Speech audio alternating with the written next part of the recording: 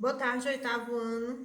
Nós vamos agora continuar os nossos estudos sobre Revolução Francesa, tá certo?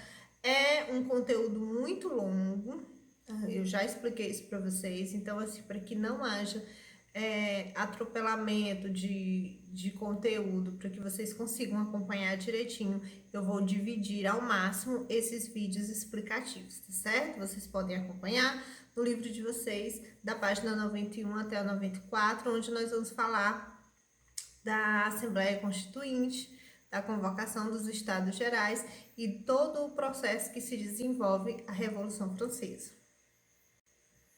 Então, nós vamos só recapitular, lembrar vocês o que a gente viu até agora. A França inicia-se esse processo revolucionário a partir de uma crise econômica, principalmente de uma crise econômica que a Inglaterra vivia, e o rei queria aumentar os impostos da população.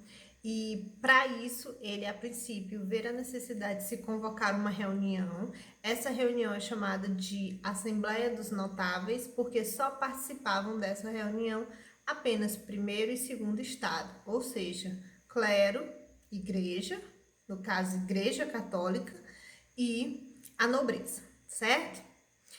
Na Assembleia dos Notáveis houveram várias reivindicações, né, críticas à igreja que não participavam da cobrança desses impostos, defesa da propriedade privada, e ali iniciou-se a base de toda essa revolução.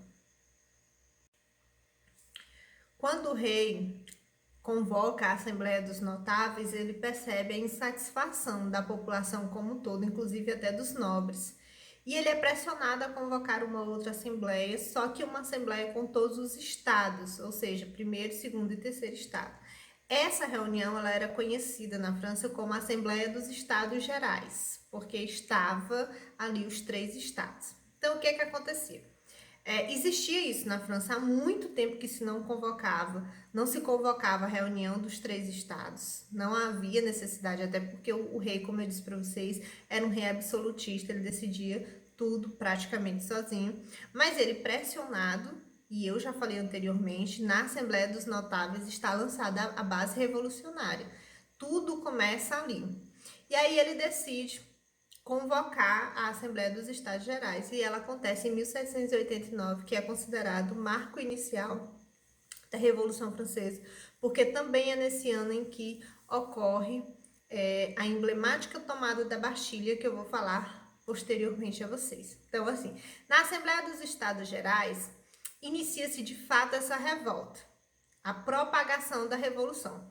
Por quê?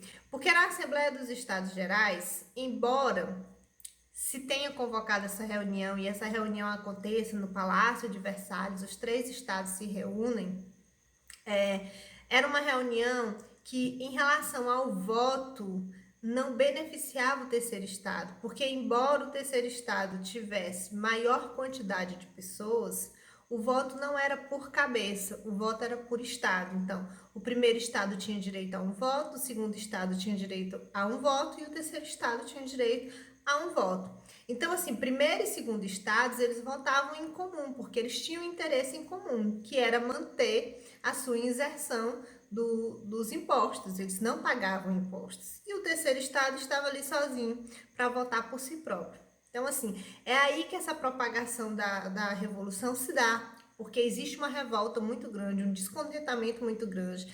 E o que seria essa reunião do terceiro estado acaba se expandindo para fora dos muros do Palácio de Versalhes. E a população muito inquieta, ela vai às ruas com sede de reivindicar, de iniciar de fato essa revolução que estava muito aflorada. Os franceses estavam muito indignados pela situação de uma forma geral, os camponeses, principalmente os burgueses. E aí tem início, de fato, a revolução depois da Assembleia dos Estados Gerais. E a Revolução Francesa vai ganhando muita propagação e muita receptividade de todos os franceses, os camponeses, os burgueses. Então, ela vai começar a ganhar um caráter mais violento. O que acontece fora do Palácio de Versalhes? Os revoltosos, enfurecidos, eles tomam a Bastilha, que era uma prisão na França. Então, assim, a Bastilha, nesse momento, ela simbolizava o poder do rei, o poder absolutista do rei. Ali estavam presos os inimigos do rei. Então, assim, aquela construção concretamente simbolizava esse poder. E a partir do momento que esses revoltosos invadem essa prisão, destroem parte dessa prisão, soltam os presos, a partir desse momento, ali, emblematicamente, está está firmada essa revolução e a queda do poder real, a queda do absolutismo monárquico na França. Então, assim, a tomada da Bastilha, ela é tida para os historiadores como um marco inicial da Revolução Francesa. É impossível falar sobre Revolução Francesa sem falar na queda da Bastilha. E aí se instaura na França um período que é conhecido como o Grande Medo, porque os camponeses se envolvem nessa revolução também muito ativamente, começam a invadir propriedade dos nobres, a saquear, a queimar as plantações. Os nobres passam a fugir, fogem da França.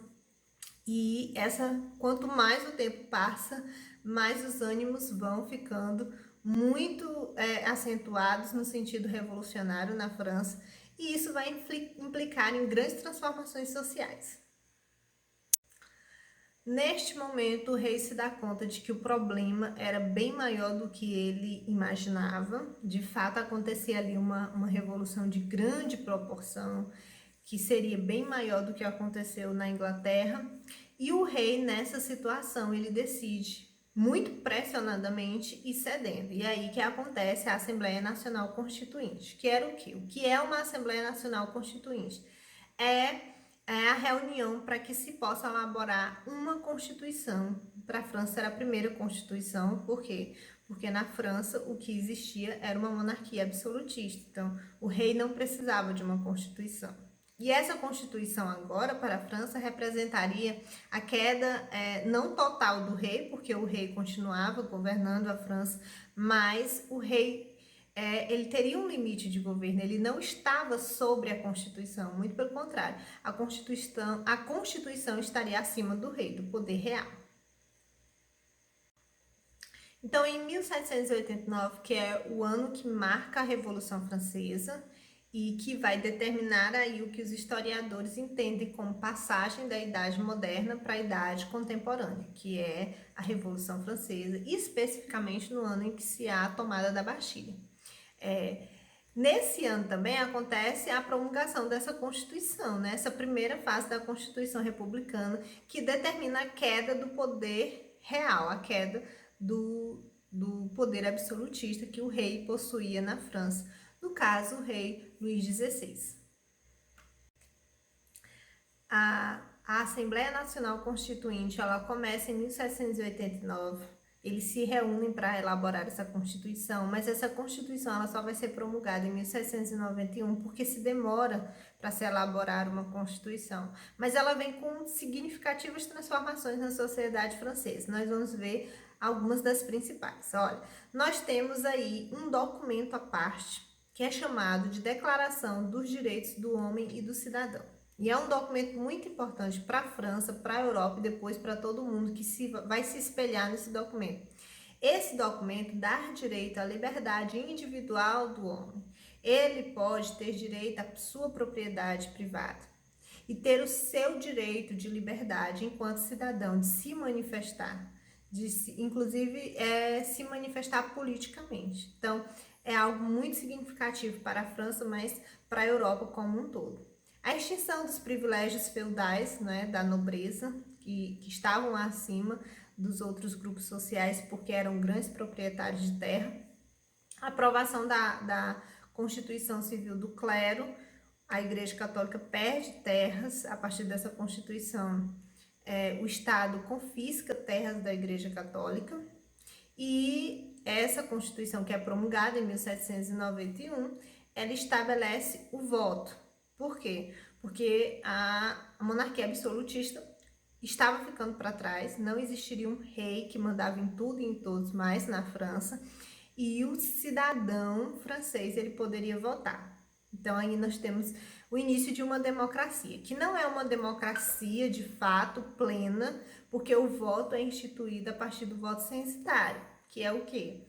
existe aí uma renda a ser aprovada. O cidadão podia votar, mas através de uma renda. Ele tinha que comprovar uma renda, um determinado valor para ele poder ter direito ao voto. Mas já foi um grande avanço. E para finalizar, outros pontos importantes que a Constituição trouxe para a França, que foi a divisão dos três poderes, o poder executivo, o poder legislativo e o poder judiciário, né, que vocês já conhecem tão bem em todos os países, se existe essa divisão em três poderes, em todos os países democráticos, certo? Então, assim, realmente é o documento que determina que o absolutismo na França havia acabado e o rei agora tinha que obedecer às decisões tomadas e colocadas nessa Constituição. A Declaração dos Direitos do Homem e do Cidadão, que eu já expliquei, que foi um grande avanço, e o Estado, a partir de então, segundo a determinação da Constituição, ele estava se tornando laico. Ou seja, a França ela não adotava uma religião oficial como até então. A religião oficial da França era o catolicismo. Não. Agora os cidadãos franceses eles teriam liberdade religiosa, sobretudo porque isso foi também endossado aí nesse documento de Declaração dos Direitos do Homem e do Cidadão, né? Que aflorava toda a liberdade individual do ser humano. Então, na França, com essa Constituição, entre outras mudanças, traria para o país a adoção ali do Estado laico, ou seja, o francês ele podia escolher agora a sua religião. Então, nós finalizamos agora essa questão da Assembleia Constituinte e da primeira Constituição da França.